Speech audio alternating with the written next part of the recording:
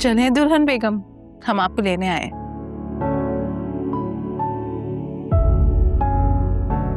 Saisha, you look so beautiful और मेरी यही दुआ है कि तुम हमेशा खुश रहो।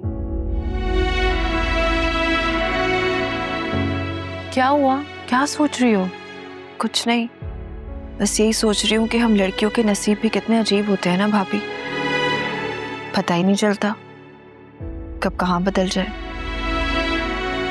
सोचें, जिस इंसान से मैं इतनी नफरत करती थी और उससे इतना चिढ़ती थी, कि कब सोचा था कि वो ही मेरा हमराही बन जाएगा। लोग शायद सही कहते हैं कि जोड़े आसमान में ही बनते हैं, और जो तुम्हारे साथ और मेरे साथ हुआ है वो बिल्कुल सेम है। मैं भी राफी से शादी करना नहीं चाहती थी, लेकिन डैड ने मुझे मजबूर किया और हमारी शादी हो गई।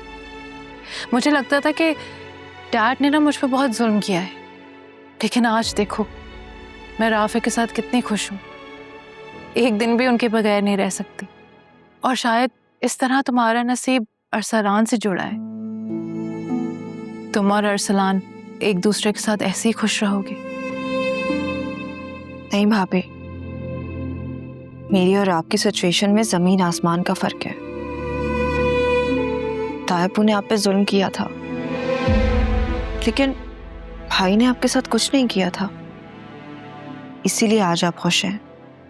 लेकिन आप ये बात बहुत अच्छे से जानती हैं कि जो अरसलान ने मेरे साथ किया है ना, वो शायद जुल्म से भी ज्यादा है। आई नो आयशा, अरसलान ने जो तुम्हारे साथ किया है वो बहुत गलत किया है। शादी ऐसा बंधन है जिसके जुड़ते ही दिल का बंधन भी जुड़ जाता है, और हो सके तो तुम अरसलान को माफ कर देना और उसको दिल से अपना लो आयशा। नहीं भाभी, हर शादी खुशी का सौदा नहीं होती, लेकिन आप फिक्र ना करें, मैं आपसे वादा करती हूँ कि मैं अरसलान को कभी नहीं छोड़ूंगी। लेकिन आपको भी मुझसे एक वादा करना होगा कि जिस वजह से मैं ये सब कुछ कर रही हूँ ना, आप उस घर को कभी टूटने नहीं देगी। एक वादा मुझसे कितनी दफा लोगी, लेकिन फिर भी मैं फिर से वादा करती हूँ कि मैं अपने घर को कभी टूटने नहीं दूंगी, और तुम्हारा साथ अरसलान को सही रास्ते पे ले आए।